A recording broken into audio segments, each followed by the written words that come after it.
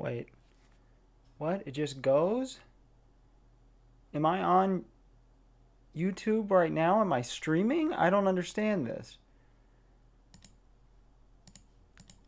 There's not a button I can hit when I'm ready? Well, I guess the start streaming button would make sense, but I didn't want to start streaming.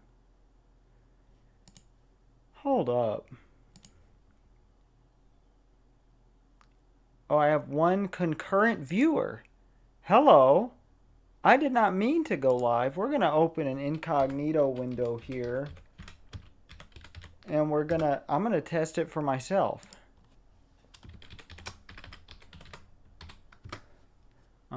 LP Master 6. Oh, he's live. Oh, why does it have my background, my banner? Oh, I hear myself.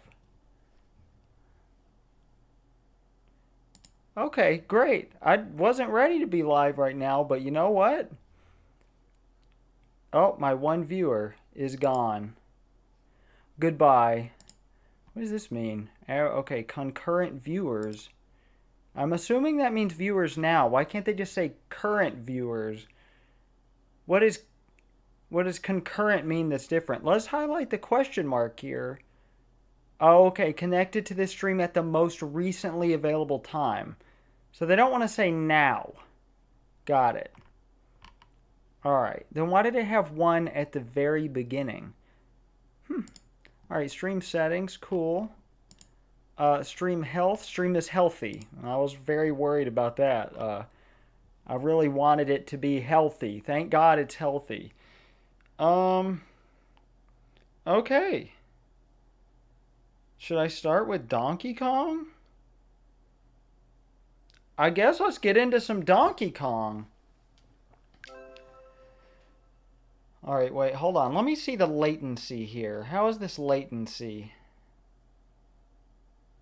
I pulled up Donkey Kong like so long ago. And yet my screen is still showing. This is excellent connection. Excellent connection, my ass.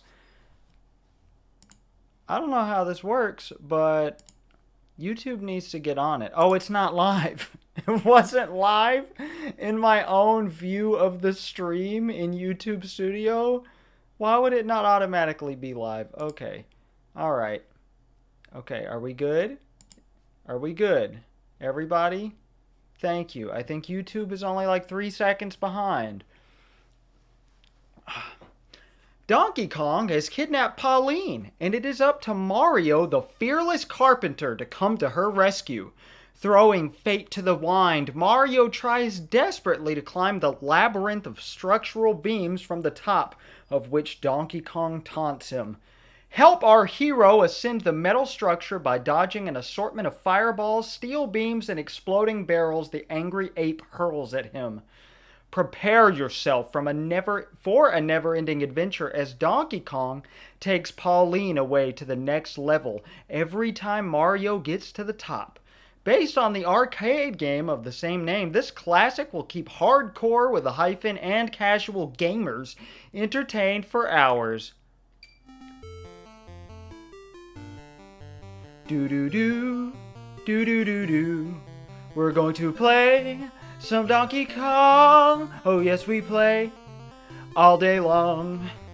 Hi, I'm LP Master 6 and welcome officially now to my first ever stream. Actually, I guess I should test whether the audio is caught up. We're going to open another incognito window on my computer here to see how accurate the audio is. Because if, I'm singing along and it's like 5 seconds off, I don't want that. So excuse all the keyboard clacking. I was not prepared for this. Alright, let's see. Alright, I'm listening to myself now. Oh, thank you, Ava Olivares, for the chat moment of hi, LP Master 6 first stream, woo. Okay, alright, where do we go? Alright, I'm listening back now. Oh, it's accurate. Okay, OBS is a great program. I can recommend anybody wanting to stream. Concurrent viewers too? Whoa, oh, I can heart. Did I heart your comment or am I hearting the chat in general? Do you like the mouse clicking? All right, the pressure is on for buddy, are you ready for some Donkey Kong facts?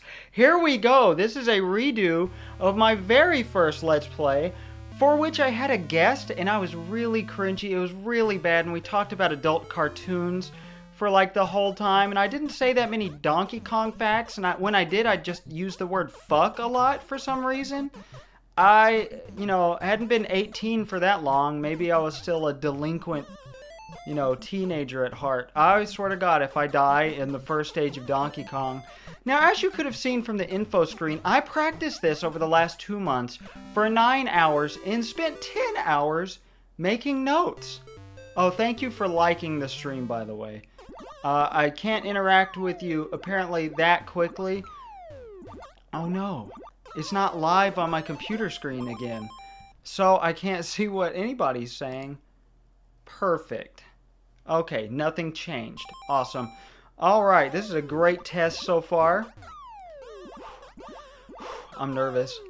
Normally I do like 15 takes when I start a Let's Play, but I can't right now because this is live. This is LP Master 6 live. This is the future of technology. Are you ready? This is exciting. So Donkey Kong is a game produced by Nintendo R&D 1, released for the arcade in 1981.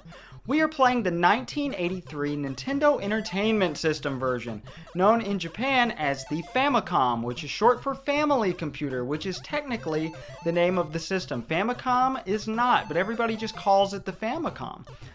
But that doesn't matter right now. We are playing this on the NES, which is the Western name. And now everybody knows all the facts I'm going to say at the very beginning because of those are just the general facts.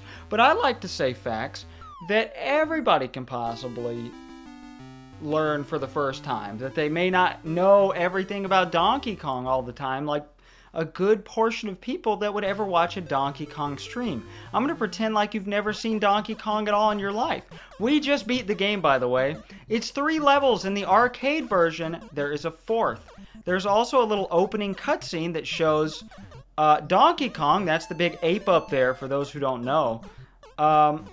There's a cutscene in the arcade version showing him stomping on all these girders at the construction site Mario is working on. For some backstory, Donkey Kong is Mario's quote-unquote pet ape.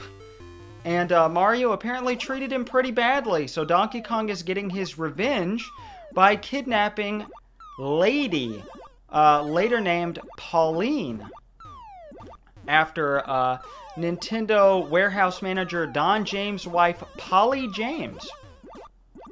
And Mario is on the journey to rescue her. Most people think, oh, this is not Mario. He was only named Jumpman when this game came out. That is entirely false. Maybe if you're Japanese and playing the Japanese version, but we're not. Okay, we are Westerners, from my perspective, and I think the one person watching my stream, hello, buddy. Feel free to chat some more. I appreciate your support. This is a person I know in real life, one of my best friends, so shout out to her. If she's still watching. It's okay if she isn't. This is just Donkey Kong, so this is boring. Or for all I know, the chat replay is off and I can't see anything anybody's saying. We'll have to check again later, after the 50th time in a row that I have beat Donkey Kong. But he was initially named Jumpman, and he is called... Oh, thank you very much. I appreciate the chat. For those who are watching in full screen, I really wanted a way to show the chat in the actual video. No idea how to do that. I looked for a whole 3 minutes on trying to figure it out. So if you see me referencing the chat, just don't watch in full screen. You don't need to watch in full screen. This is Donkey Kong. This really isn't gameplay focused, and this is a stream test anyway. So I guess I don't really have to bother with all the finer details. Oh, I died. I didn't want to die on level 3. But I'm getting nervous. I've been talking too much. Where was I?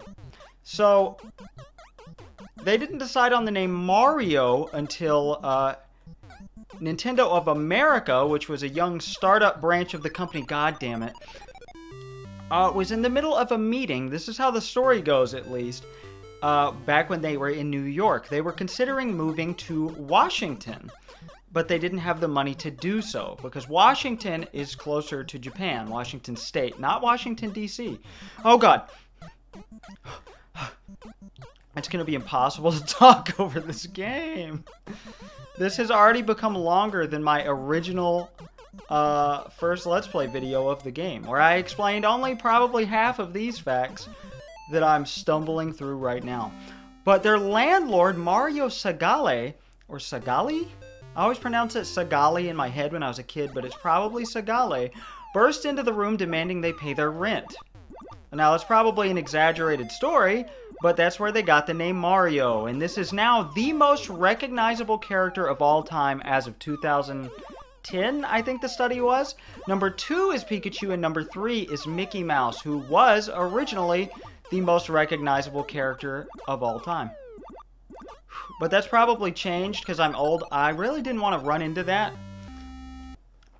So here's an explanation of the levels. It will tell you, depending on your version of the game, in the arcade version, it'll say how high can you try, which was later changed to how high can you get. The first level is called 25 meters. This level is called 75 meters, the cut level, which is essentially a cement factory full of cement tubs, but a lot of people think they're pies, and they're even officially referred to as pies in some ports of the game. There are a million ports, and I have to go over some details of a good bit of them. They call them a pie factory. Did I already say that? It's not a pie factory. Why would there be a pie factory in the middle of this construction site? Like for this skyscraper that's clearly not even close to being done. It's all just girders. But you see in 25 meters, the stage with the barrels, official enemy name there. I messed up. This is going to be difficult. Alright, let's just get this now, and we will worry about down there later. That's a good strategy.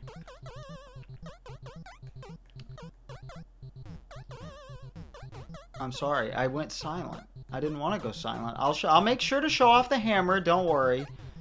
We still have some more things to show off before you've seen everything in the game. But I have like pages to go through of fun facts.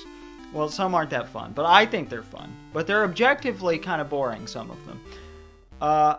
Such as the fact that in 25 meters right here, the girders are originally straight. Donkey Kong is the one that breaks all the ladders and slants all the girders because he's stomping and snorting and huffing, and he's just pissed off, and he goes to the top. He's grumpy.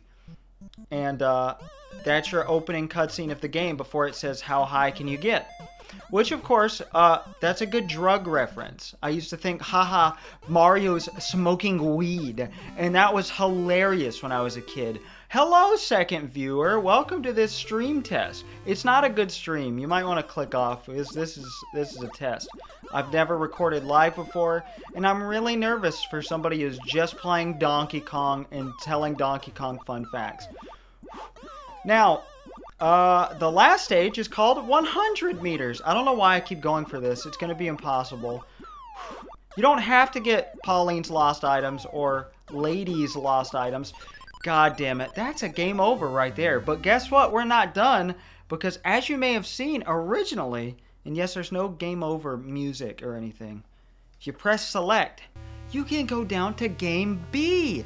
Later ports and re-releases, such as the one in the GameCube game and Nintendo 64 Japan exclusive game, Debutsu no Mori. But the GameCube game, either Animal Forest Plus or Animal Crossing, you can press down to navigate the menu.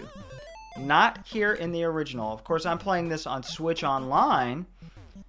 But I'm sorry. That enemy is named Fireball. That's the official name of the enemy. Also, that down there is an oil drum. The very first drum, and he throws barrels down to the oil drum, I guess to create more fireballs at specific intervals. I don't know how the barrel hitting the oil drum is setting it on fire, but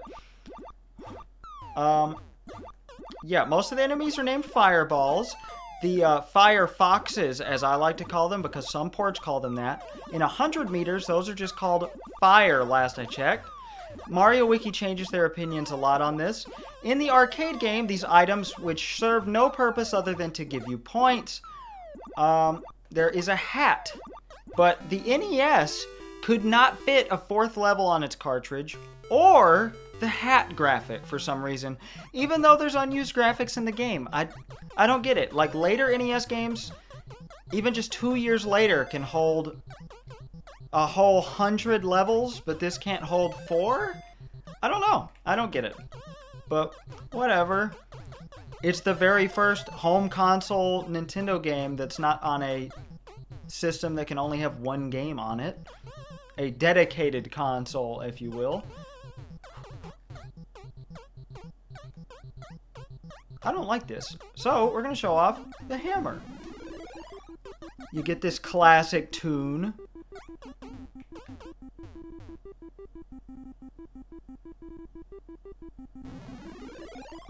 And you can't climb ladders or jump when you have the hammer.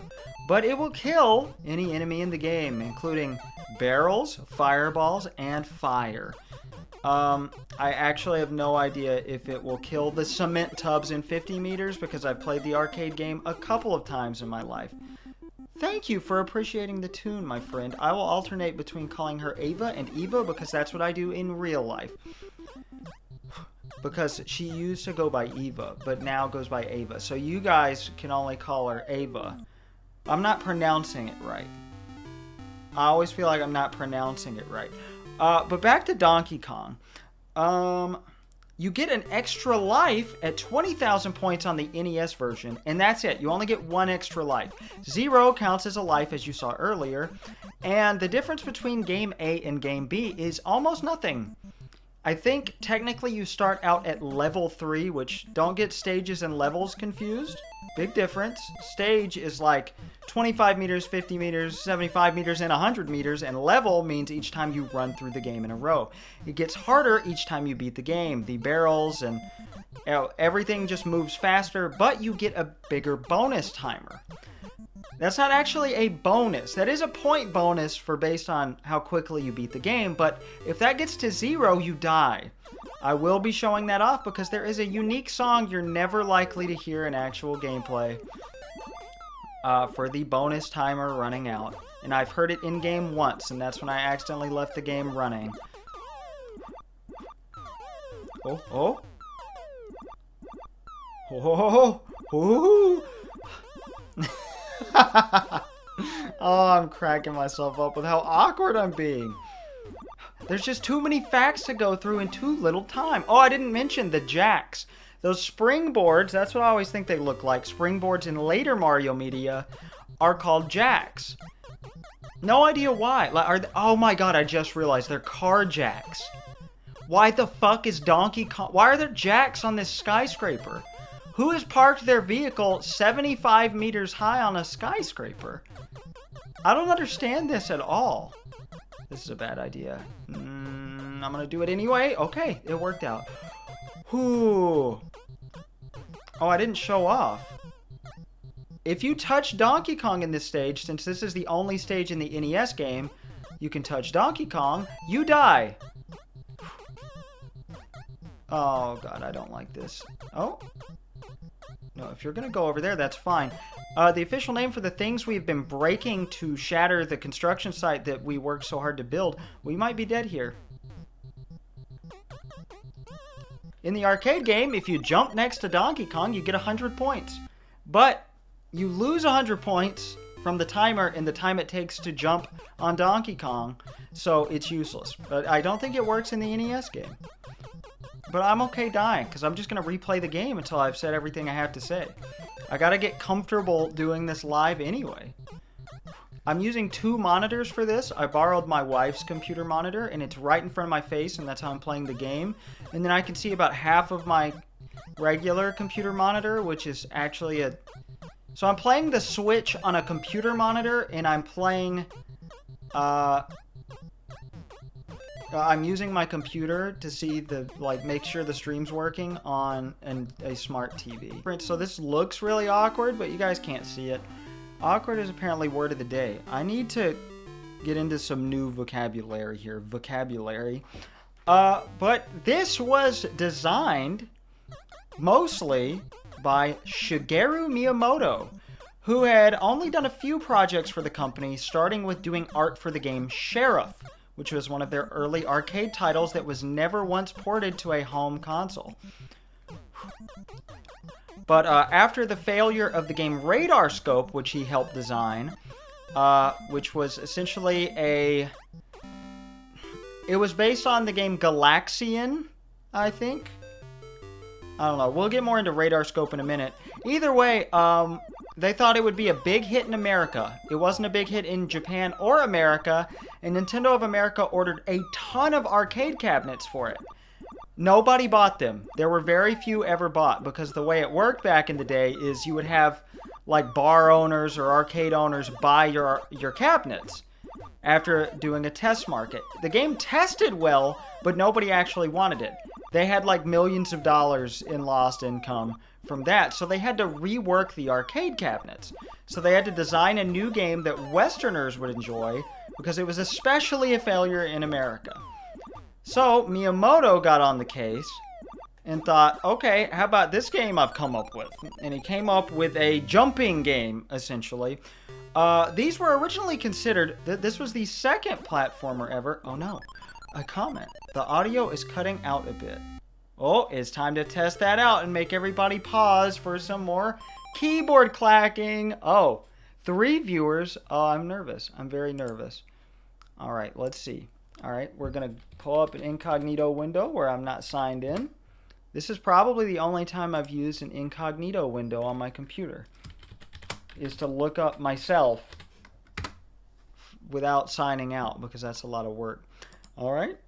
Oh, it says 2 watching. Oh, it fixed. I think it was me. Well, it was good for me to test it anyway. All right.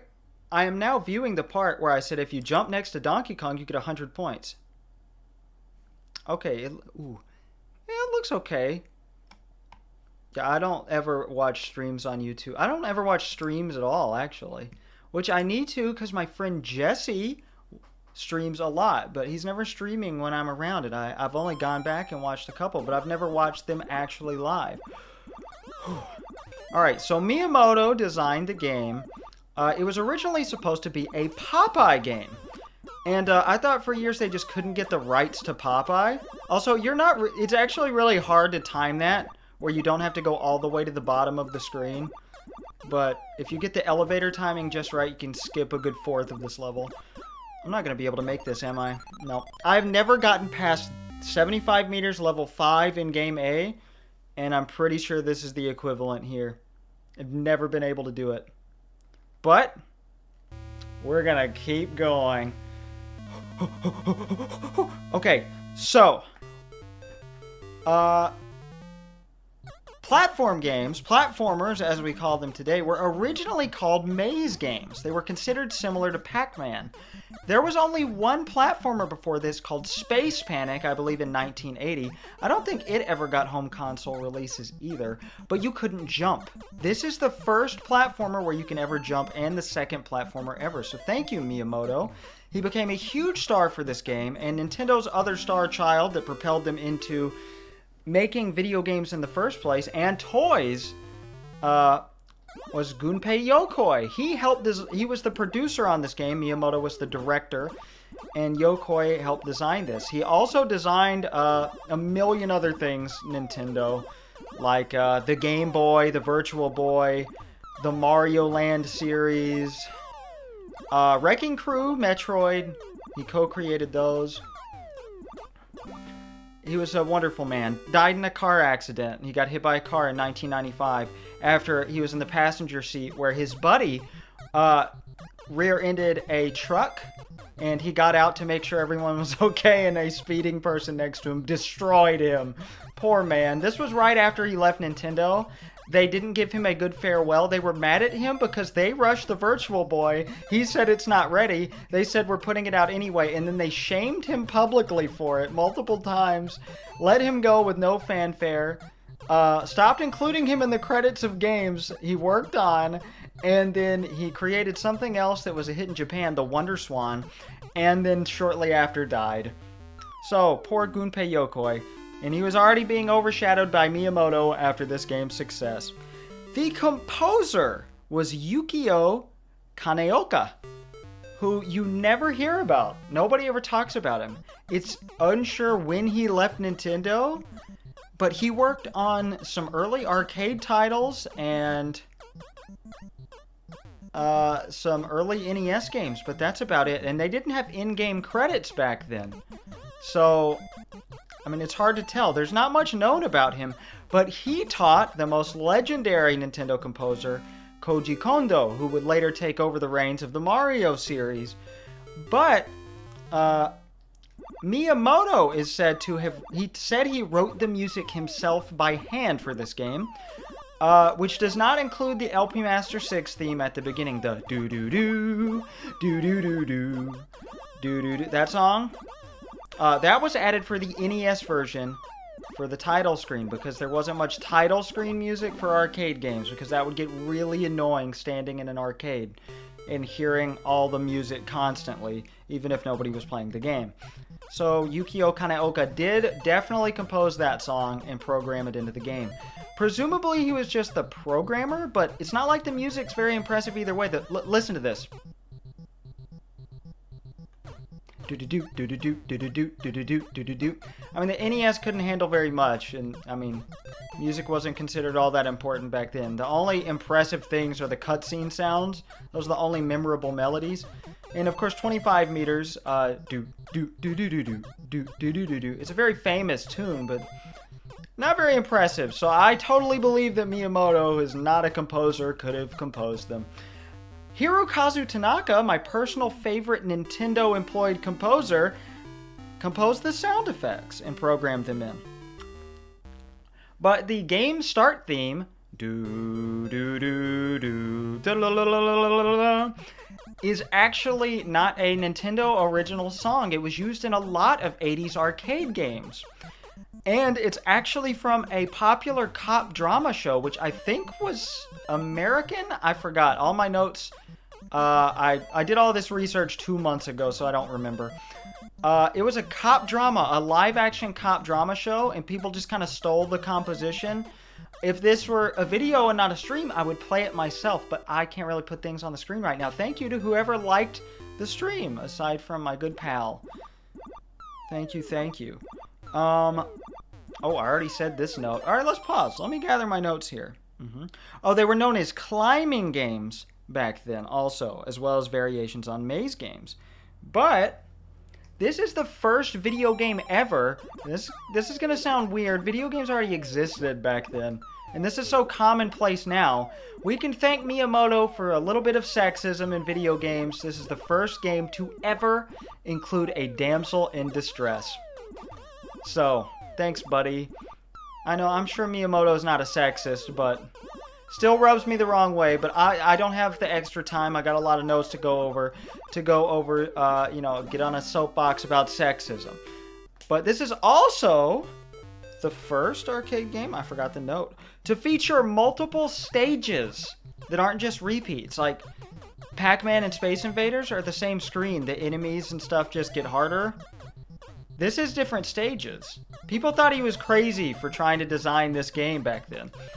And also a plot that unfolds outside of an instruction manual. Speaking of, he was called Jumpman in the American instruction manual, but all promotional materials he was named Mario or Little Mario. Not Jumpman. His name was Mario. He was technically initially called Jumpman. Okay, we'll talk more about Mario's designing later.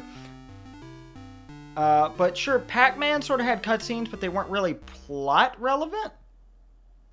Oh, it's not live anymore. I gotta click the live button. Oh, there we go. Okay. Ooh. What else do we have to say? Oh boy, I'm gonna pause for this one. Nope, never mind. I'm sorry, I'm getting mixed up. See, I can't edit this out. This is the disaster of streaming. The NES version was developed by R&D2 and is the reason for the NES existing. Hiroshi Yamauchi, I almost said the wrong name. I've said a lot of Japanese names from the 80s today. Hiroshi Yamauchi, president of Nintendo as a whole, called up a designer and said, I have the full details on this later, but essentially they wanted to create a home console that could play arcade quality games. Specifically, could play a port of equal quality to the arcade version of, you guessed it, Donkey Kong. So without this, home console gaming would have never made a comeback after the failure of Atari back in 1983. So thank you, Nintendo. There would be no epic gaming if, oh, God damn it, if it weren't for Nintendo. Still today.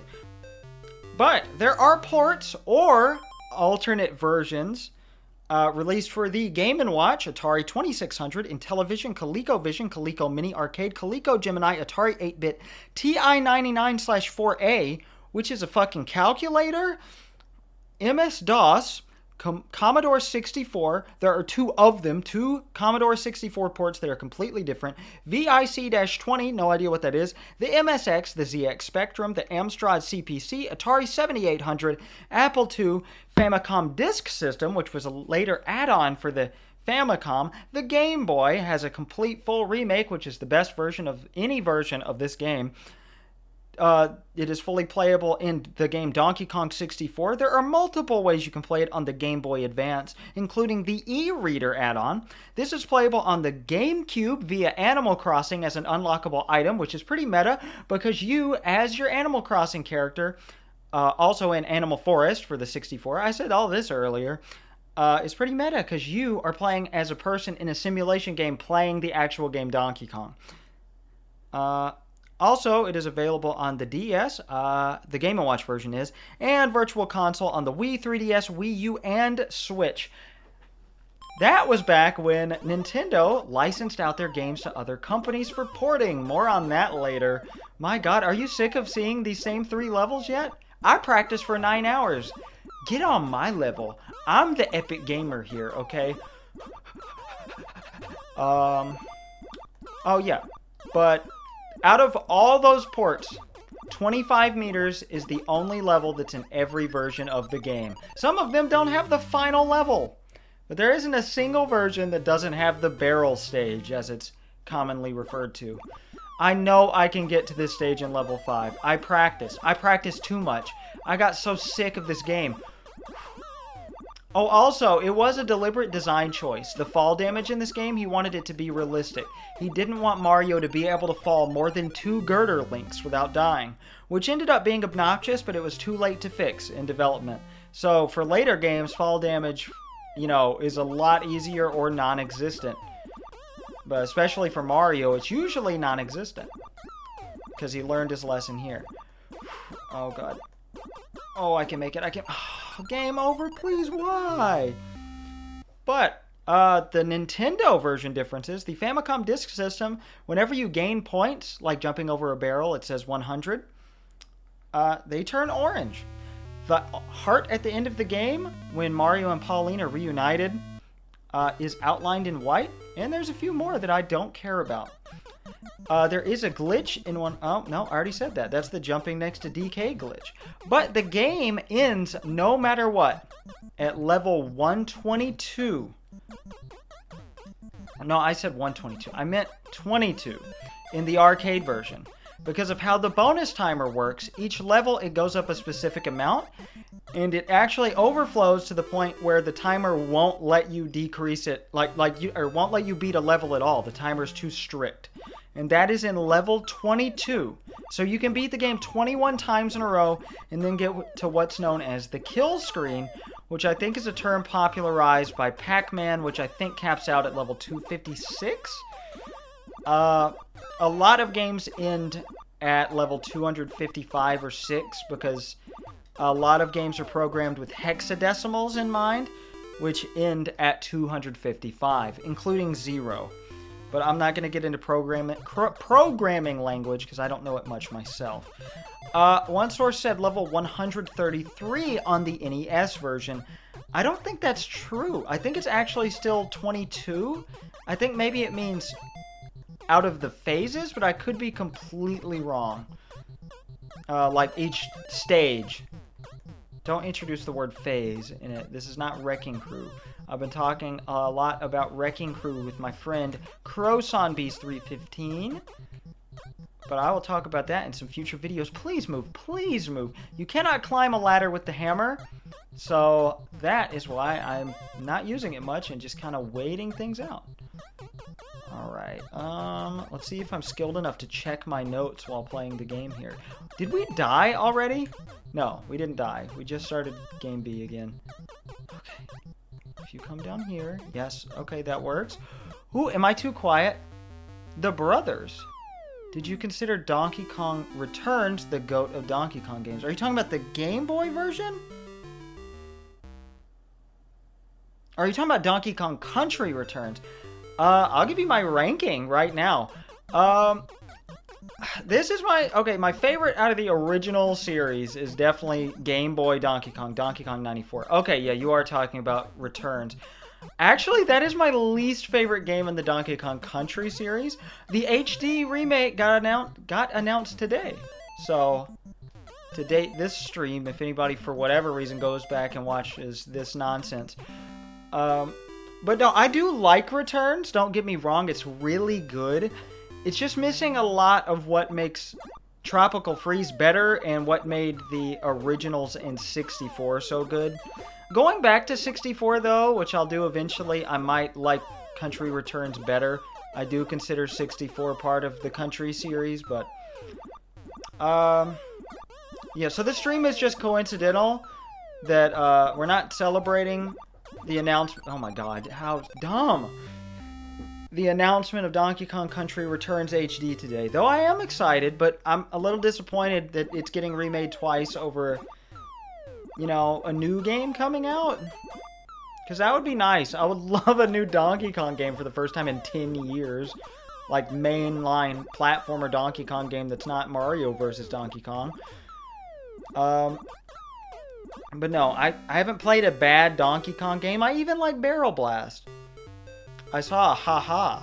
I don't understand this streaming. Like, when the reaction is, like, it lightly shows up a haha. Are you laughing at my opinion? Because that's fine. I'm perfectly okay with that. Or laughing at the fact that there hasn't been a Donkey Kong game in 10 years.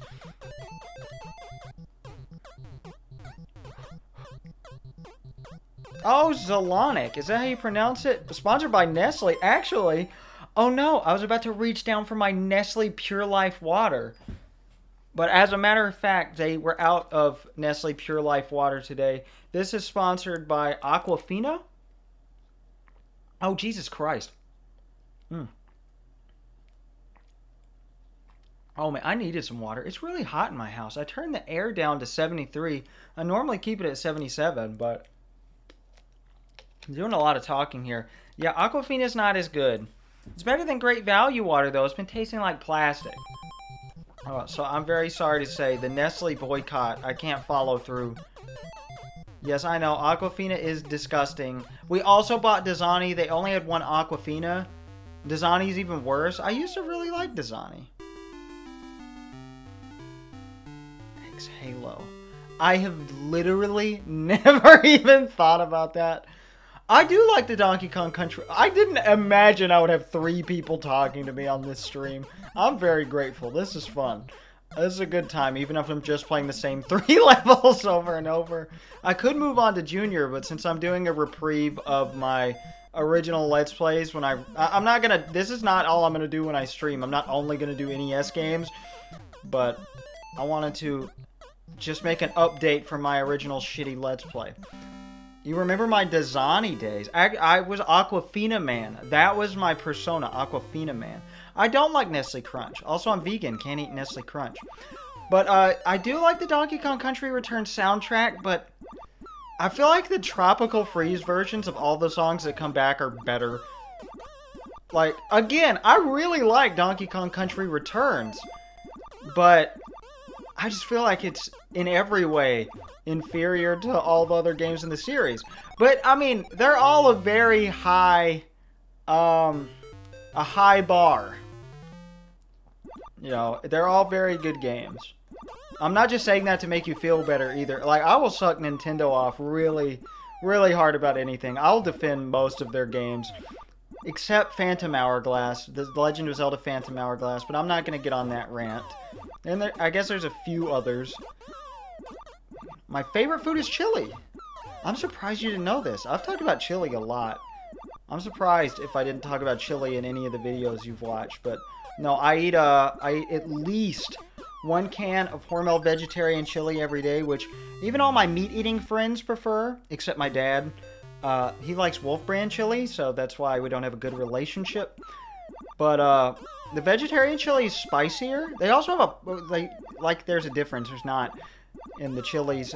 It's called plant-based, and that has more fake meat in it, but it has, like, no spices. It is so bland. It's not as good. But the meat, I guess, is better quality in that one, the fake meat. Wow, I'm so dumb. I can't even get past level 3. I swear I've gotten to level 5. Okay. We can continue talking about the development of Donkey Kong here. Radar Scope was inspired by Galaxian. It wasn't quite a clone. It had its unique spin. But Galaxian was a Space Invaders clone. So all of this goes back to Space Invaders, which was developed... No, it wasn't developed by Namco. Was that developed by Midway? Maybe it was Namco. Somebody, you want to tell me? So the country soundtrack seems sad? What, because all its ambient noise? I can see that. Aquatic Ambience is it might be my favorite video game song of all time, though. It's either that or Snowman from Earthbound Beginnings. I don't know what version exactly. Probably the Smash Brothers Brawl version. But Aquatic Ambience is the best. Sticker Brush Symphony is great. I really like ambient soundtracks. David Wise, the composer of the first 3 country games, well, at least in part, and Tropical Freeze in part, is my favorite composer of all time of any kind. Well, except for, you know, the grunge music. I'm really into grunge music.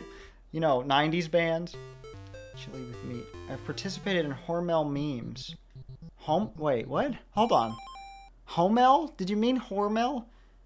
Oh, you're ashamed your lore is so bad. That's okay, buddy. I'm an interesting fella. I'm sorry, that sounded pretentious. I just think objectively a man who has a world record of pins with faces. I own more pins with faces than anybody you will ever see in your life. And, my mom bathed me until I was almost 12. Brushed my teeth until I was 12. I got a lot of neat facts. My friend there, Ava, can list a bunch of wonderful facts about how strange I am if she wants to. Oh geez. Oh geez, we're dead. We're dead in level 1. I'm gonna get PO'd. I'm PO'd. I lost my ball. Okay, she's gonna talk. I agree. Tropical Freeze. Actually, I don't know. I don't think it's slept on. I think it gets an appropriate amount of praise. Here's what I normally do when I die on level 1 out of frustration, and because I feel like the run is useless. Can you guys vote? Should I reset the game now or not? I want to give you guys a viewer choice right now. This is a very important choice. But as you guys type, whatever. Alright, let's see.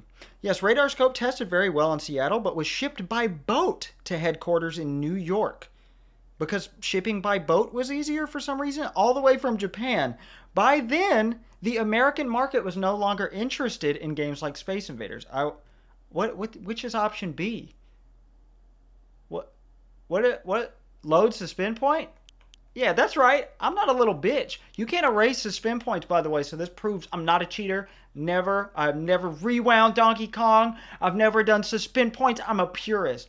Alright, I'm just going to reset because I don't know what option B is. And you probably are typing it right now. Maybe you're pissed off at me. I'm sorry. I didn't want to piss you off. But yeah, that's why Radar Scope failed and they had to rework the cabinets. The budget for Donkey Kong was $267,000. That's nothing by today's standards. But guess what? Guess what? That's almost $1 million in today's money for a game with 4 levels. Like, if you account for inflation, that's insane. Like, I cannot. You know what you could do with $1 million? You can make a game with 5 levels. But they only did one with 4, and we're playing the 3-level version. I could easily pull out Arcade Archives of Donkey Kong. I have it on my other Switch. This is my OLED. So that's Jason OLED's user. You guys want to see? All right, that's Jason OLED. I can't pull up my pages because I don't know what information on people is going to show up. Wait, no, there wouldn't be anything. That would just be whatever shows up on, like, if they popped up in the corner anyway. I know, I'm sorry. I'm a dreamer. I'm playing the game with one hand while I look at my notes. You guys can't see it? Can you know... Wait. Oh, LMAO. Oh, okay, from the other thing. Yeah, LMAO is laughing my ass off or laugh my ass off. Wow, we're old. How old are you? You don't have to answer. That's a personal question. I'm sorry, but I just feel old when people don't know older sayings like that. I feel like one day people aren't going to know what LOL means, and I'm okay with that because that honestly makes it funnier when I say it out loud ironically. When my wife and I think something is funny, we say LOL out loud, and it makes my niece cringe because she thinks we're being serious. It cracks me up. Why is it so hot in my house? Alright, okay. Are you ready, guys? Here we go. Another neat fact coming your way. Bluto was the first character to be replaced. The Popeye character, he was replaced by a gorilla. But Popeye and Olive Oil were still there. Popeye was going to be Mario. And Donkey Kong was going to be Bluto. And Olive Oil was Pauline. I don't know anything about Popeye except for really those 3 characters. And in Sweet Pea, I did do some Popeye research. But I wasn't very interested. Comic strips just kind of aren't my thing. Although I have read some Mario comics. But they're really... mostly manga, except for the ones made for, like, Nintendo Power Magazine. 16. Oh, wow. Okay, I don't know if it just died out in Mexico, but I think when you were a youth... I mean, I know people call still 16 youth, but, you know, like, younger. I think it was still around, so maybe just not in Mexico. Thank you for viewing from Mexico. That's really cool. I know I get a lot of viewers from other places. Catmaster, a regular viewer of mine, is from Australia. So it's cool because, you know, I don't have any friends from other countries for the most part. So it's neat hearing from perspectives of other countries. But it's not that they couldn't get the license for Popeye. I saw that reported on a lot in years past. They had the license. They released a Popeye Game & Watch game the month after Donkey Kong came out, which I think was July 9th? 1981? I think it came out in Japan first, so I don't know the American release date. Those aren't as documented as well. The NES version, the Famicom version, came out in March 83. I don't know the date. I'm sorry to say I don't have that memorized. But they couldn't get Popeye to work from a programming standpoint. I don't understand how, but okay, maybe they just couldn't make it look cartoonish enough instead of blocky.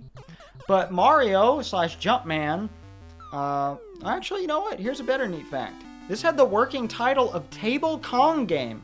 You never see that anywhere. Oh, I'm 25, by the way, for reference. I realize I never gave reference. I'm not that old, but I feel old. I don't connect with most people my own age. The people I get along with the most when I'm talking at work are people that are like 50 or older. I'm just old at heart. I mean, my parents were in their late 30s when they had me. So maybe that's why. I have 2 sisters 10 years older than I am. There were very few family members my own age.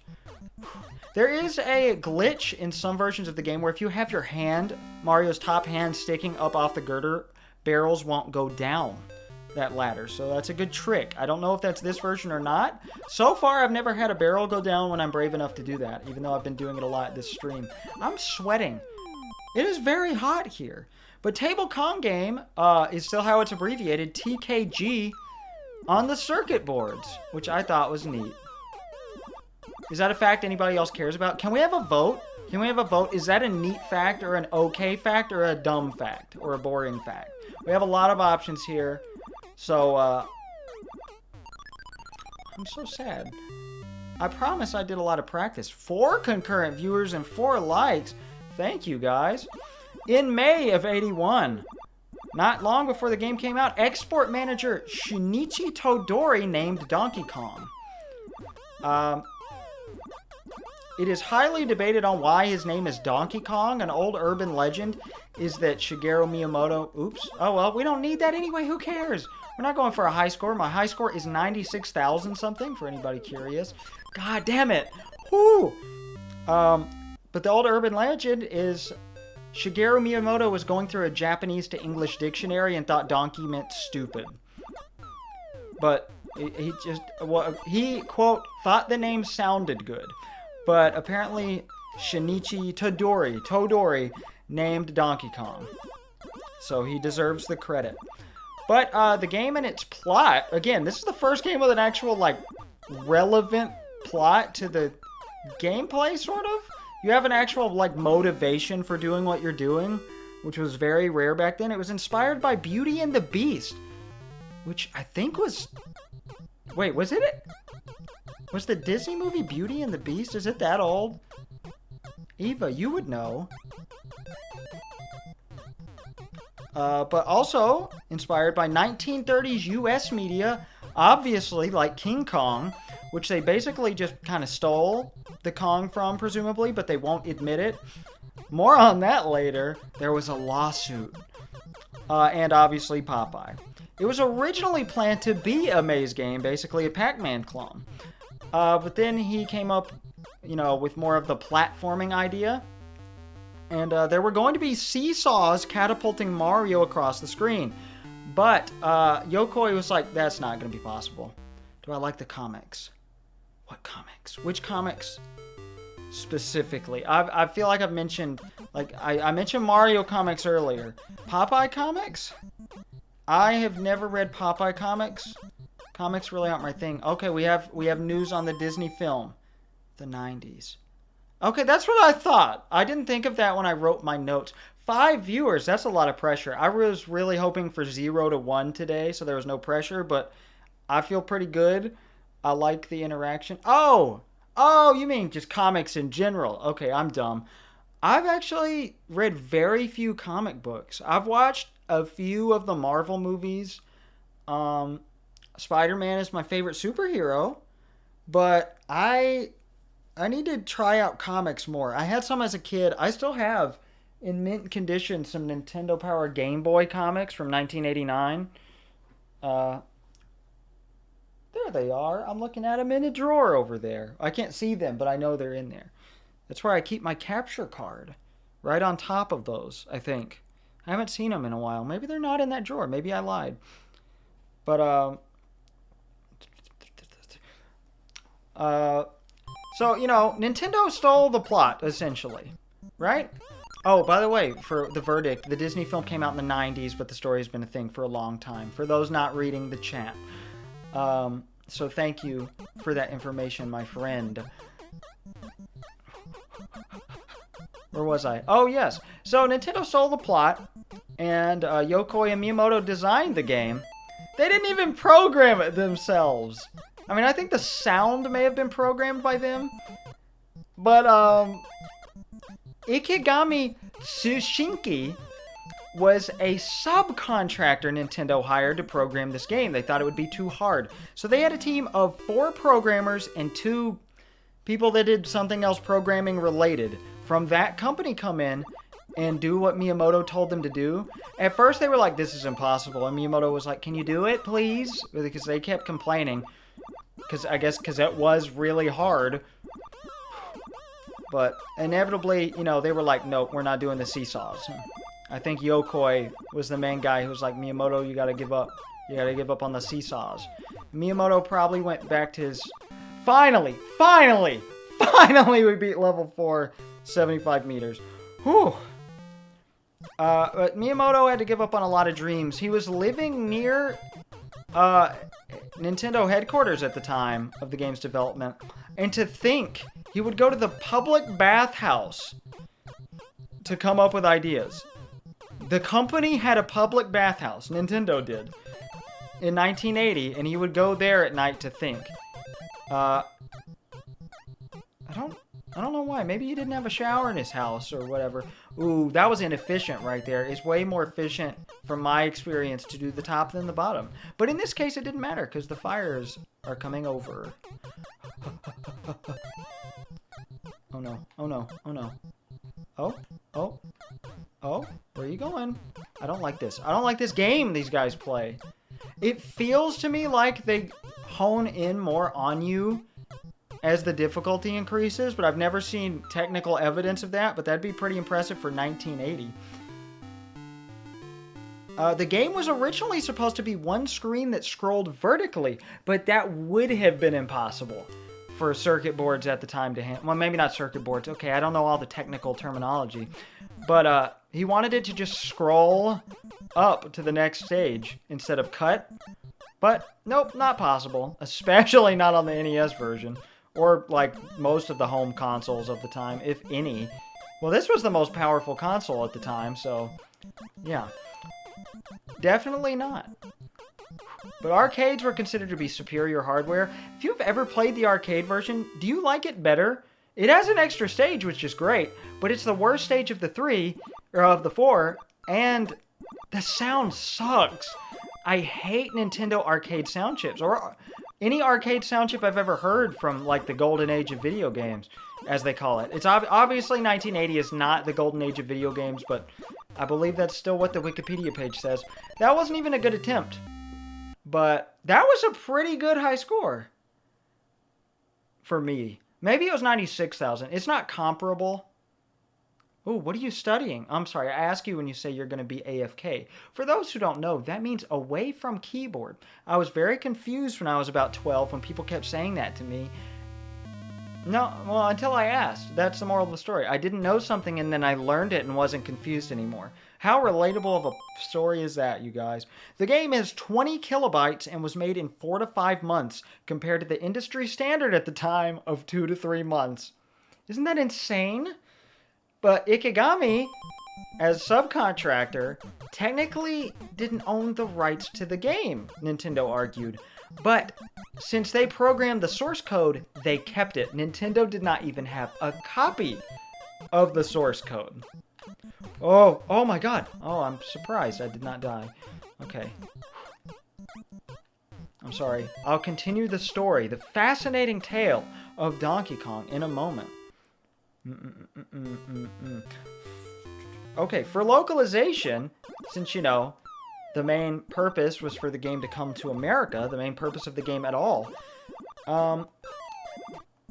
game distributors, like arcade cabinet distributors, brought the president of Nintendo of America, Minoru Arakawa, who was the son-in-law of Hiroshi Yamauchi. So again, it stayed in the family, like the leadership of the company from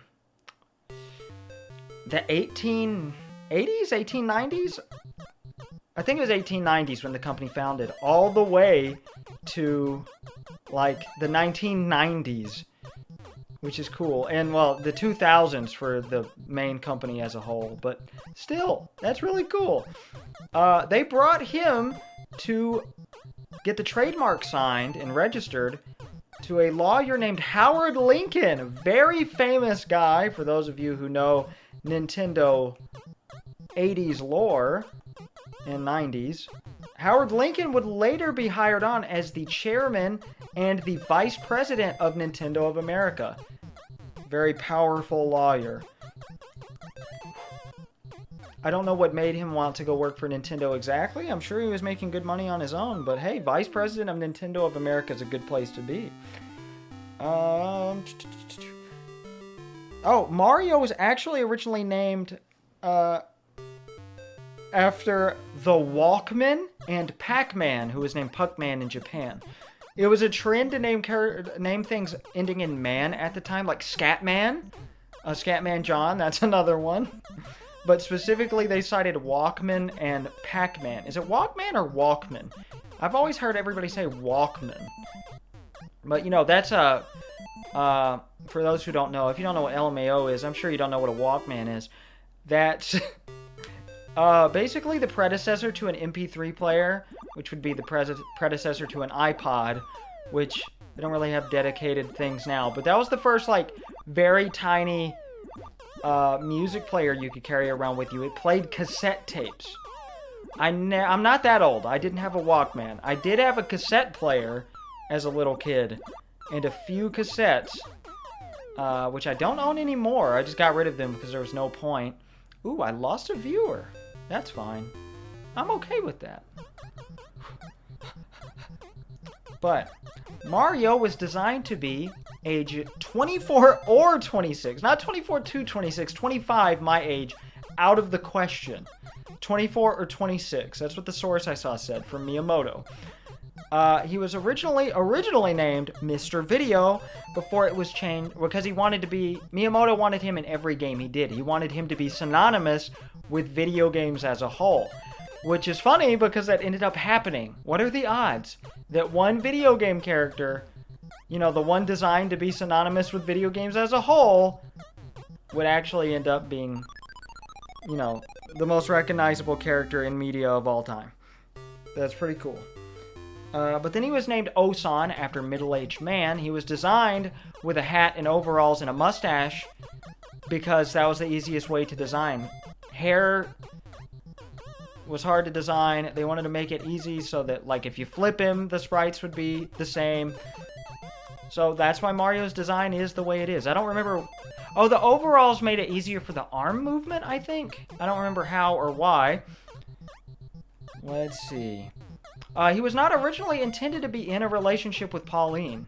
He was not going to know the woman at all, but they thought it would be fun. He doesn't remember whose idea it was. But that gives further credence to a theory, if you've seen me on the channel before.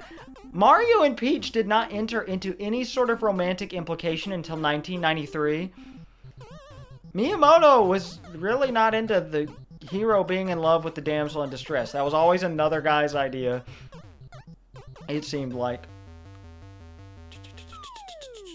Ah, yes, okay. Moving on, Coleco, famous for their ColecoVision system, acquired home console and tabletop rights because they had a strong American presence and could best handle marketing.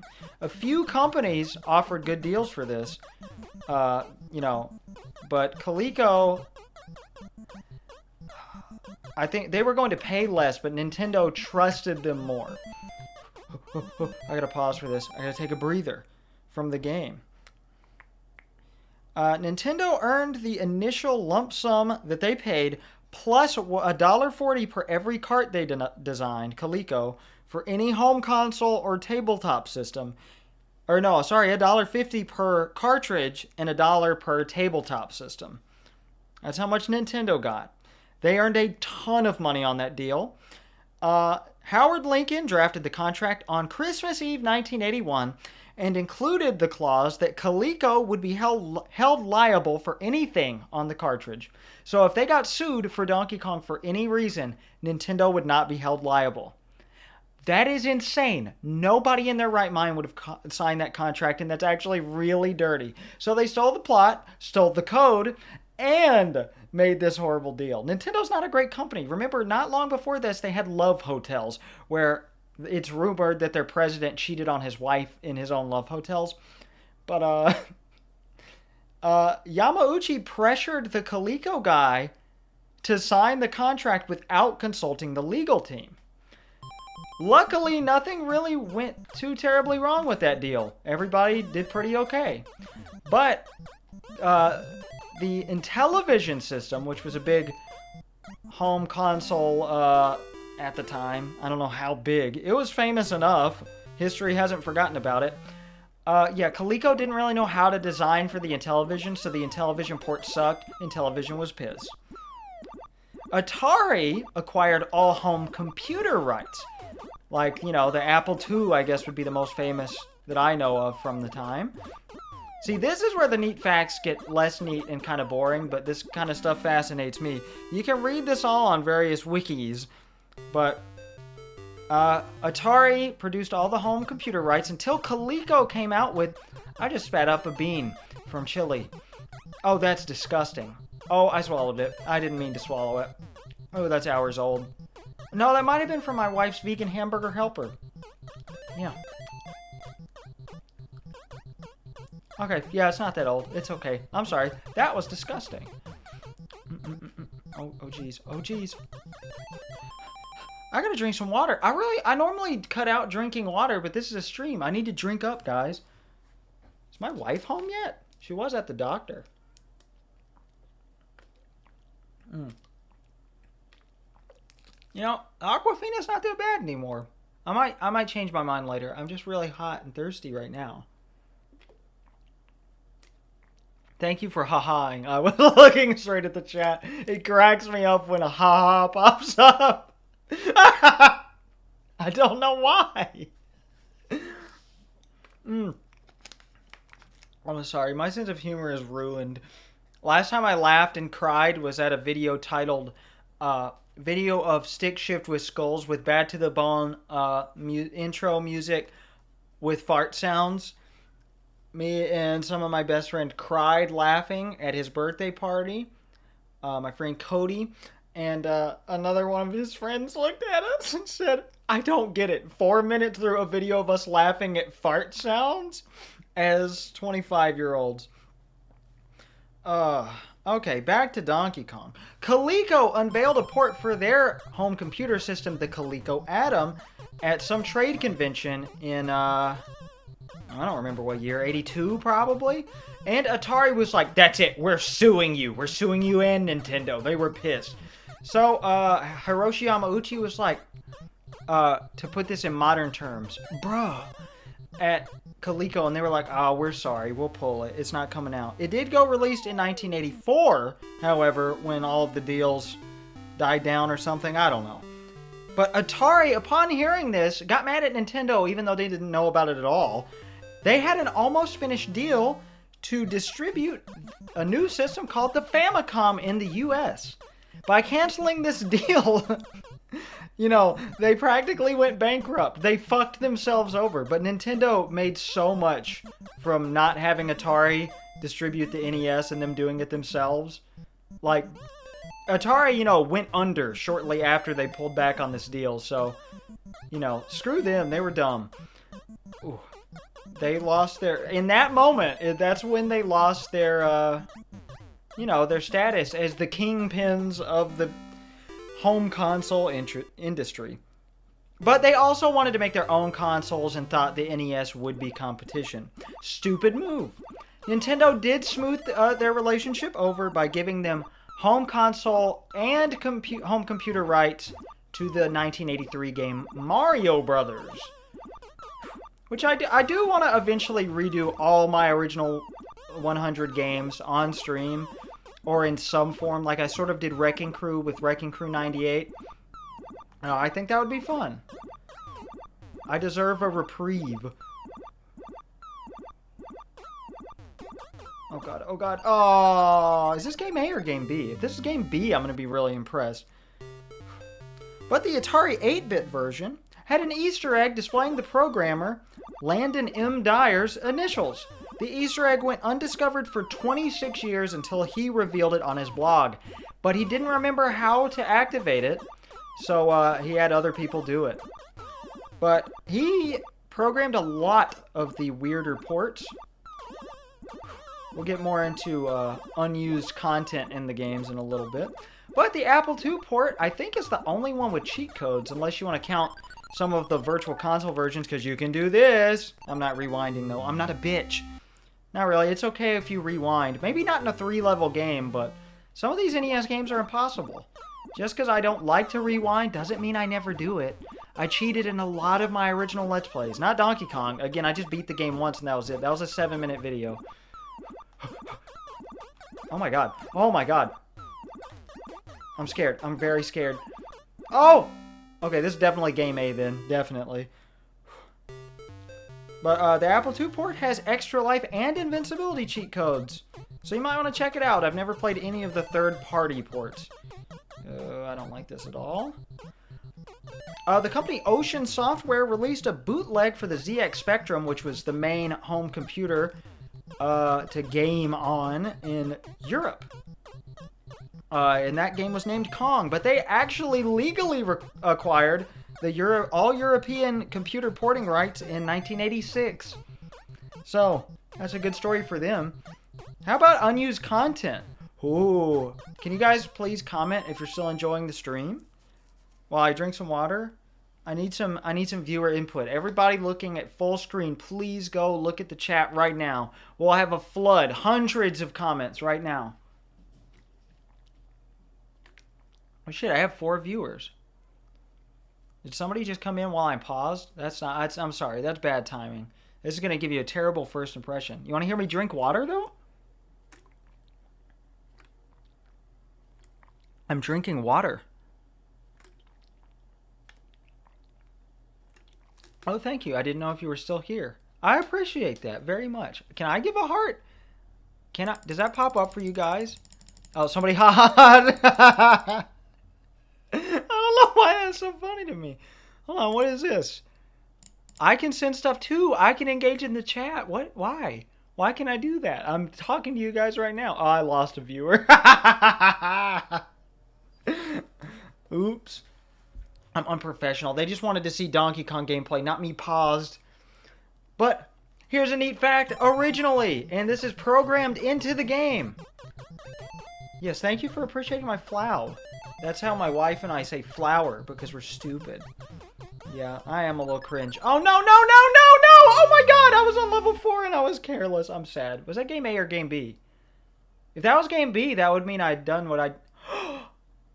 That was the best performance I've ever had in Donkey Kong! And I ruined it at the very end because I wasn't paying attention. I'm so pissed now. Okay. Wow. Okay, I'm happy. Pauline had voice samples in a 1981 game. I saw that, haha. I don't know why it's funny. It's so hot in this fucking house.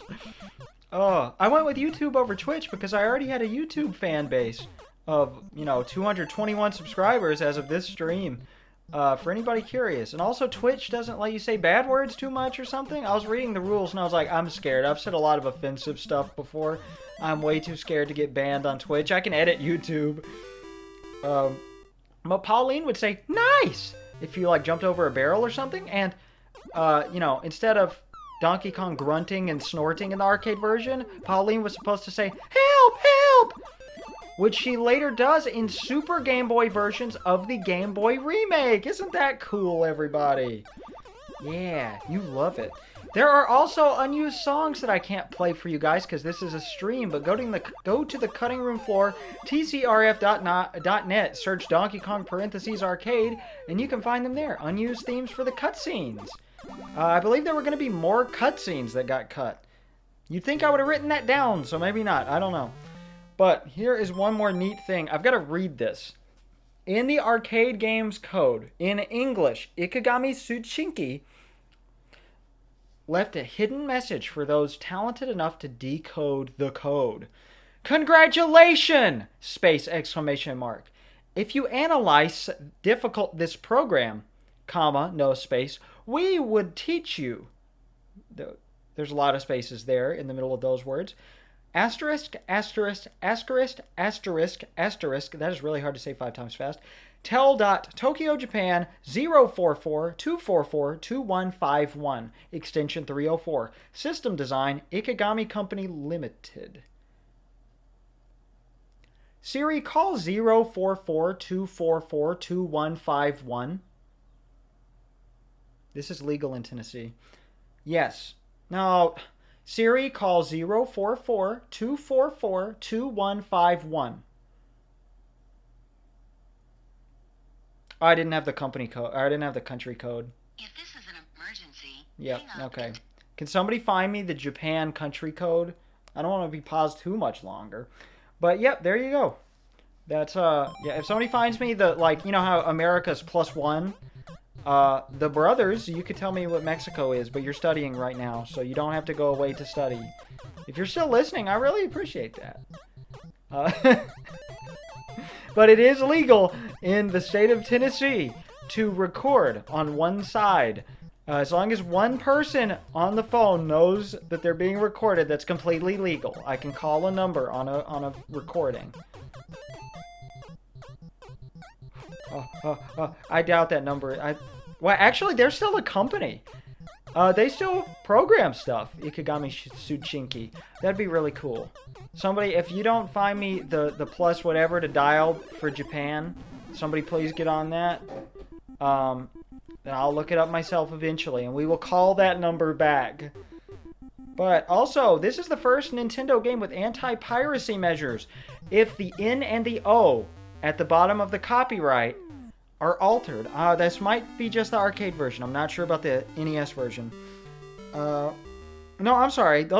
It's only intent, the middle letters. You can remove the N and the O, but if they're altered, the game crashes after 4 seconds of gameplay after starting the level. The Atari 8-bit prototype, which has been decompiled on the cutting room floor, which I believe was programmed by Landon Dyer, who is the one who put in cheat codes, I think, for the Apple II, and that Atari 8-bit Easter egg. Hold on, maybe he didn't do the Apple II version. I think I'm wrong about that. I can't remember. But it just has random text in there like, what do you call a nun? This is offensive. What do you call a nun who has had a sex change operation? A transistor. A little bit of 1981 humor. If Nintendo knew about that, they would have had a fucking fit. There's a few other comments in there, like lyrics from the song Dogs by Pink Floyd. Now, I just saw the source I said just said lyrics from something. I didn't know it was Dogs by Pink Floyd, but I was like, I know these lyrics. So I Googled them. And yeah, it's Dogs by Pink Floyd. Animals by Pink Floyd is a great album, but their greatest album is The Wall. Dark Side of the Moon is good, but overrated. Animals is the second best. Now, I haven't caught up on much after The Wall. I've only heard those albums once each. So I could be wrong about that. Please, everybody, comment right now your favorite Pink Floyd album. Because there's probably a ton of cross between... Pink Floyd enjoyment and 1981 Donkey Kong enjoyment. I'm sure. But also, there's notes of him complaining. He's like, I don't know what to call these lost items. Instead of just, lost items. That was so dumb. I'm dumb. Alright, it's time to put another emoji in the chat. I did it. This is fun.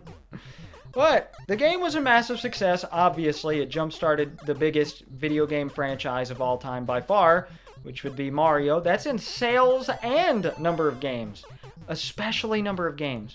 I think, if you include mobile games, obviously, that number's skewed. But nothing can beat Mario. It has so many games. Oh, thank you for hearting. I appreciate your hearting. I would also appreciate the Japan country code for that phone call. I need to know. That's a joke. I'm not ungrateful for your hearts. I greatly appreciate them. But Nintendo earned $280 million on the game, which is a ton in today's money. A ton. And they used that to buy 27 acres of land in Redmond, Washington in July 1982. Honey? My wife's home. Honey? Can you come here for a second?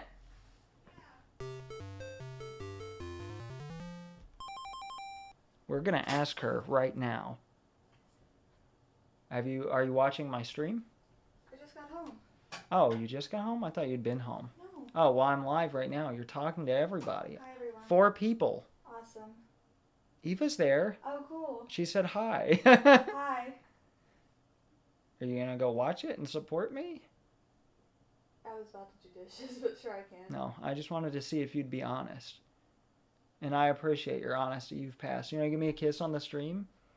Yeah. I love you. Love you. How was the doctor? Do you want to talk about it on the stream? We missed an appointment the 11th. Huh? You never told me that I had one of the 11th. I didn't know. Yes, you did, because you you woke me up with a phone call, and I said, I have it at 8:30 the 11th, and you said, okay, and then left. It was the day you woke me up. Oh, well, oops. Okay, get out. That's enough of you. I'm sorry, baby. Did you remake the appointment? Next Tuesday at 8:30. Okay. Can you text me that? I'm going to forget. Oh, I lost viewers. I lost 2 viewers during that process. This kills me. Losing viewers is the funniest thing yet. Like the haha. All right, thank you very much, Ava, for the +81. Call +81 044 244 2151.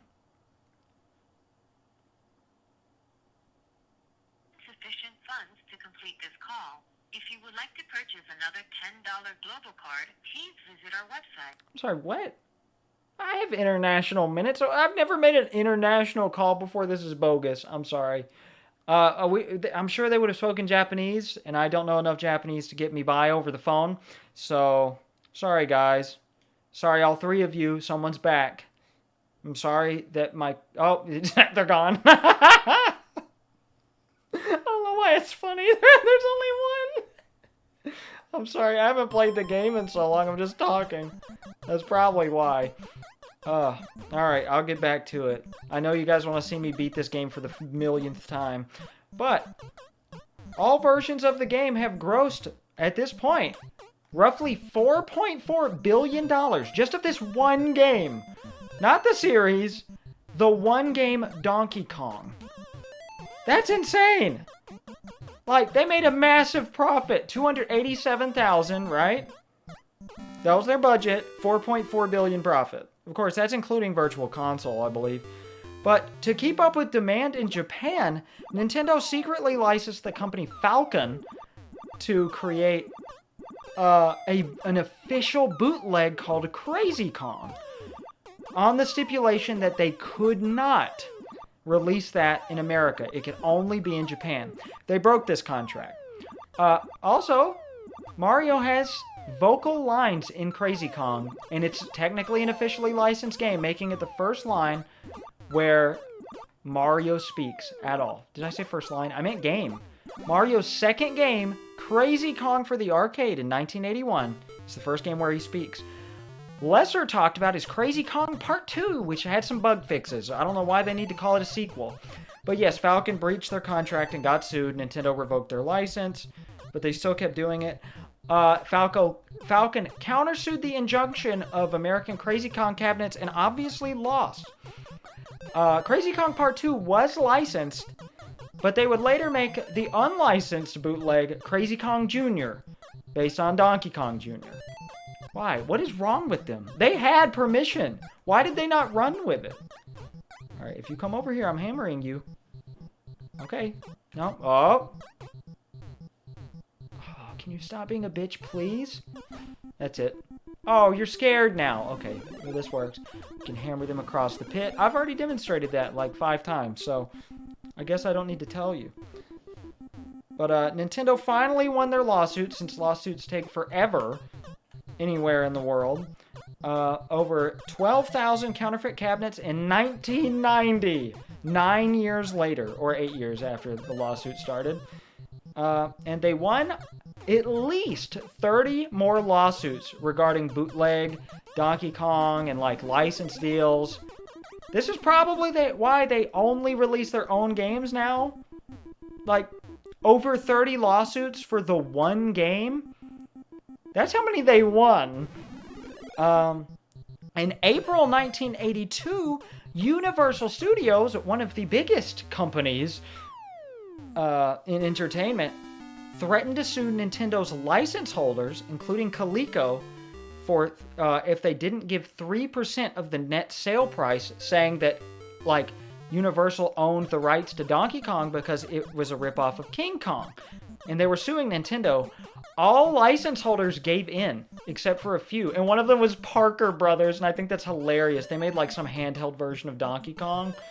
And Parker Brothers was like, no, you guys can go fuck yourselves, Universal. I just thought that was really funny. But most of the companies gave in and gave Universal Studios 3% that they didn't deserve. Well, I'll show you why they didn't deserve it. Nintendo did rip off King Kong, but after many years of appeals and whatnot, the trial ended for good in 1986. Howard Lincoln was not the lawyer, John Kirby was the lawyer. They later named a certain Nintendo character after him. His absolutely perfect legal defense, which was pretty simple, because Universal got sued themselves for stealing King Kong and won. Because they claimed the King Kong idea and the scenario, that's the word, was in public domain. And then, all the lawyer John Kirby had to do was be like, they proved themselves it's public domain. They need to give back all this money they stole. And so Universal was defeated. This massive company was defeated by Nintendo of America. That was a huge victory for them because they were still, pretty new at the time, even in '86, even though they had made millions upon millions of dollars. But during this process, Tiger Entertainment, Interactive, whatever, was making a watch-based game, electronic King Kong game that Universal, commissioned them to do. But Nintendo got all the profits for that game because the game was a ripoff of Donkey Kong. Nintendo rewarded John Kirby with a $30,000 sailboat named Donkey Kong and, quote, exclusive worldwide rights to use the name for sailboats. So, good story. Nintendo later hired 3 programmers from a company named Iwasaki Giken to reverse engineer Donkey Kong arcade boards to get the source code so they could, take it for themselves because Ikegami Tsuchinki did not give it to them because they wanted to make Donkey Kong Jr. and they needed the code from Donkey Kong to do that. Ikegami sued Nintendo for around 4.3 million modern-day US dollars in 1983. Copyright law regarding computer programs was established in '85 while the trial was still going on, and the trial concluded in either '89 or '90, depending on what source you look at, out of court for an undisclosed amount, presumably from Nintendo to Ikegami. But the courts did rule that Nintendo, even though, Nintendo's argument was they were a subcontractor, so they don't own the rights, but the court sided with Ikegami. So, yeah, Nintendo was in the wrong on some of these things. Oh, great. Let's see if we can do this again properly, now that we're on level 5. I'm barely looking at the screen while I play. I feel really talented right now. I know I'm not. Maybe I am. Maybe I don't need to beat myself up. Okay, that was so dumb. Just commit or don't. Do it in the first place. But the game was such a crazy phenomenon that the quest for getting the high score is still going on today very fervently. Billy Mitchell got the high score in 1982, and it was not topped for many, many years.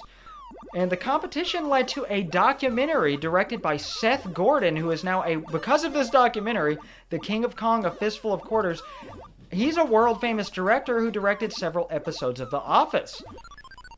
And apparently, for anybody curious, according to the Office Ladies podcast, Jenna Fisher, who played Pam on the U.S. Office, and Angela Kinsey are big fans of the movie The King of Kong, A Fistful of Quarters. So they know all about how Billy Mitchell cheated to get his high scores. He did not have enough evidence, but everybody just kind of trusted him. He probably got his original high scores. He had a reputation. I'm sure it was for a reason. But, and The King of Kong came out in 2007 and painted him like a villain. He was pissed. He's very famous for suing people for slandering him. It's unknown if he's ever won any of those cases. But he's definitely a dick. You can see it. It was hilarious. Even if you don't care about Donkey Kong, it's definitely worth a watch because it's just funny because Billy Mitchell would just be like, yeah, I'll be there at the contest to the main character, the guy trying to win. And he later did get a high score. But he would be like, yeah, I'll be there, and then send his cronies there instead. And then the guy would be like, why didn't he show up? I don't understand why we can't have a face-to-face contest. And then he mailed in a video to the contest, and you can see it cut like in the middle of the video, it cuts. The VHS tape splices, and like all the official people at Twin Galaxies, the high score company that keeps the scoreboards, like just still accepted it anyway, even though the documentary makes it very clear that it was fake. But okay. Oh my God. Oh, we're on level 1. That's it. Reset. Reset or not reset? Anybody. First come, first serve. I'll keep going with one less life. One fewer life? No, that doesn't make sense. One life less. One life to live? I'm sorry, we're done with this. Billy Mitchell was banned from the leaderboards finally in 2018, very recently, was reinstated into the Guinness World Records, which, by the way, their company just does not matter. Like, they get a lot of facts wrong, especially for video games. But his scores were reinstated in 2020, and for Guinness, and then a double lawsuit. Like, he sued Twin Galaxies for taking his scores down. They countersued, and it ended out of court during the research for this stream in 2024 with his scores reinstated, but he is still banned. Do not reset game. Okay, thank you very much. I appreciate your input.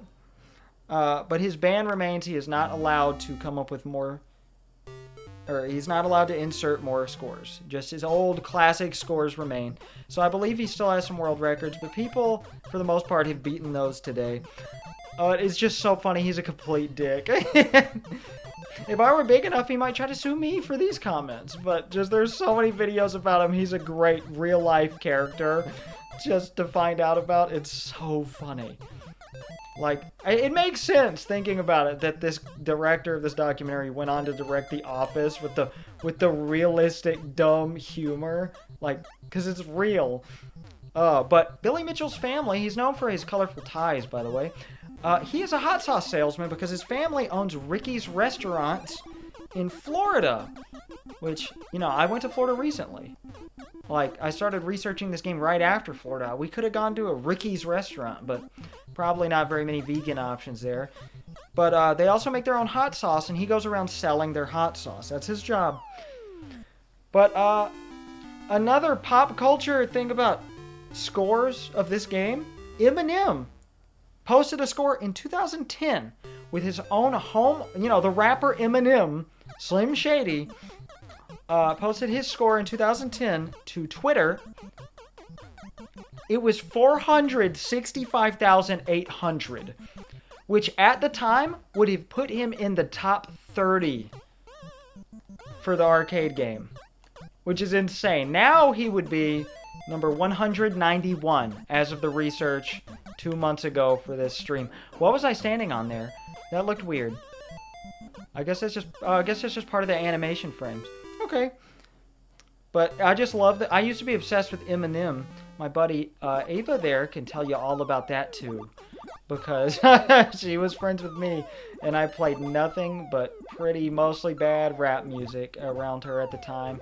Now I'm mostly into Nintendo music, and especially Nirvana. My philosophy is Nintendo, Nirvana, and Chili, so I've mentioned them all here in my very first stream. But there were also a board game, card game, and coloring/activity books. You can look up all about those on Mario Wiki. There was also a cartoon partially based on this called Saturday Supercade about arcade games. It also included Donkey Kong Jr. segments, but that's the first Mario-related show. I think you tried to get me to do an Eminem cover with you at one point. Oh no, I did! I did Eminem covers with my sister. I'm never uploading those. I can't listen. They're painful. They're really, really bad. You said you would sing an Eminem song. Or just a song in general. A rap song. You were like, oh, I'll sing on it. And you were like, I'm too nervous. But we never wrote a song. And you never sang. Nobody ever did. David did. He made one song. Our friend David. He wrote... No, you know what? I'll save that for when he's there. But it's a funny song. We were not very good rappers. Alright, I guess we won't get the Parasol. That's its official name. Never officially called Umbrella. Always officially called Parasol, I think. I could be wrong. I don't know. Maybe one of the Atari versions calls it an Umbrella.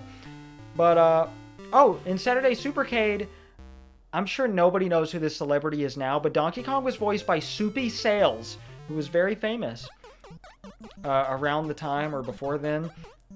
But do yourself a favor and look up the song Do the Donkey Kong by Buckner and Garcia. I wasn't looking at the screen. I'm sorry.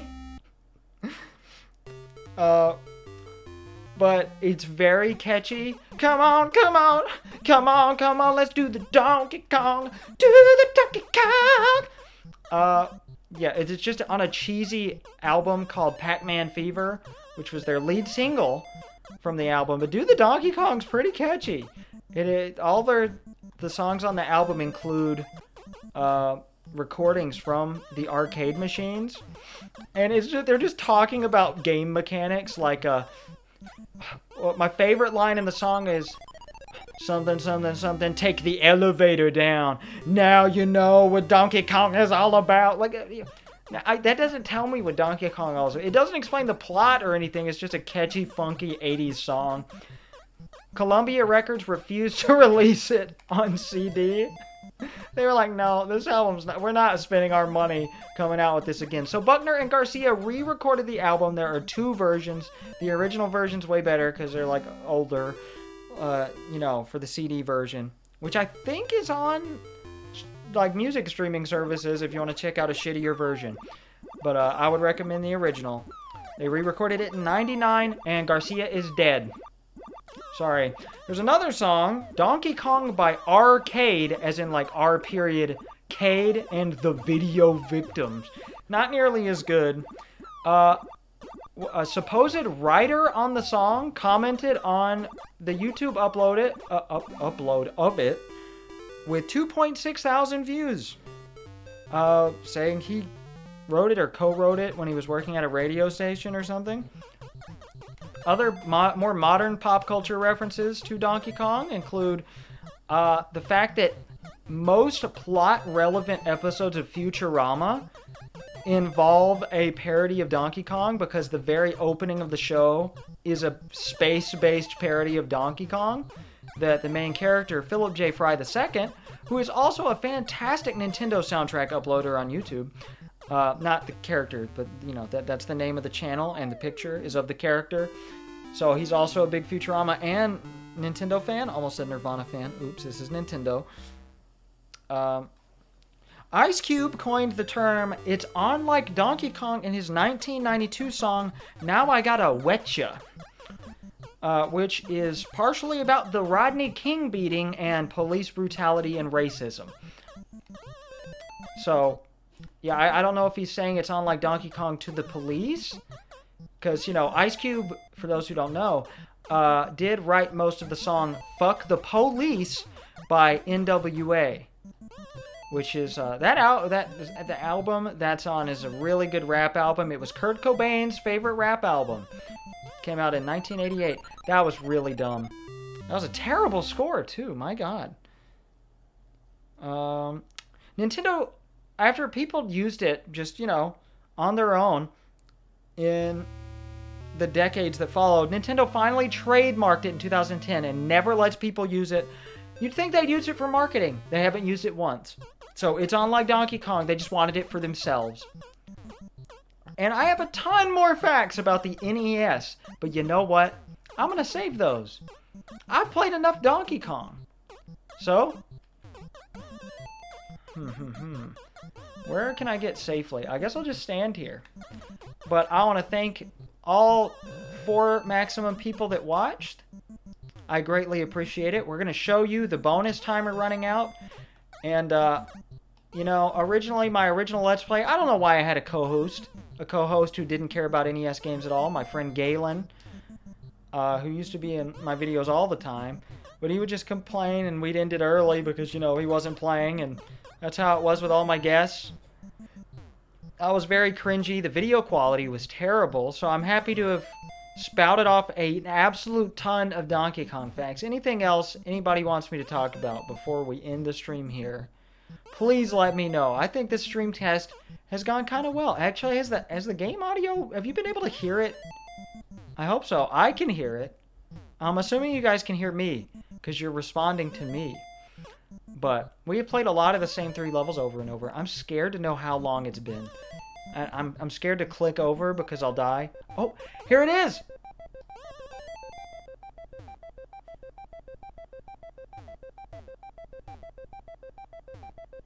Isn't it beautiful? I never showed this off before.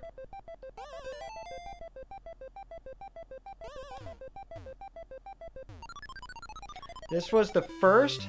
Oh, thank you very minute. Thank you very minute. I don't know.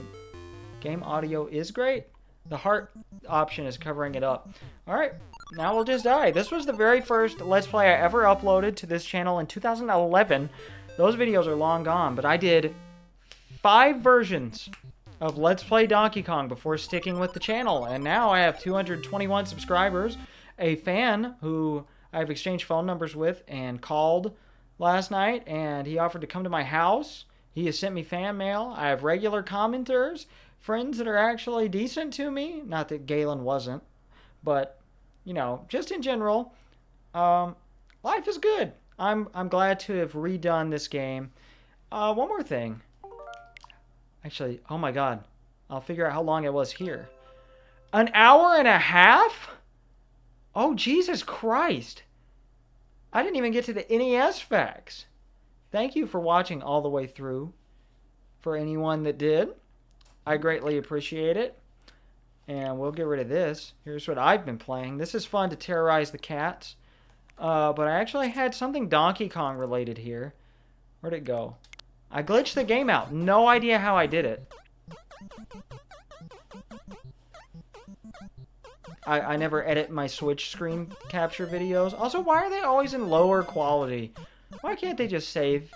Like, this is in better quality. This is an NES game.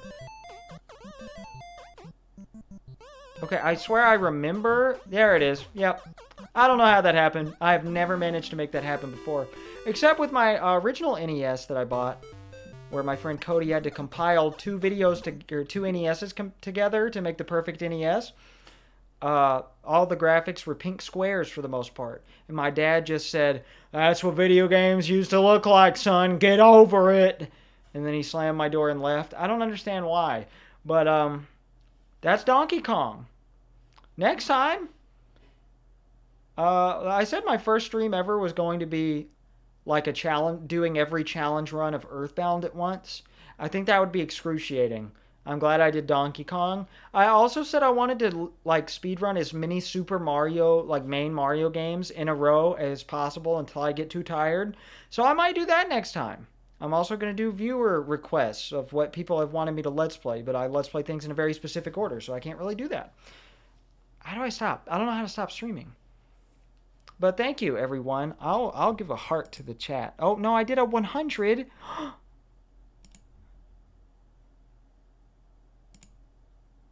Okay, is that automatically sending out 2? Yeah, that's how it works. Oh, thank you. Thank you for sending me those. Thank you to my 4 likes. So, I greatly appreciate it, everyone. Goodbye. That was a good hour and 43 minutes.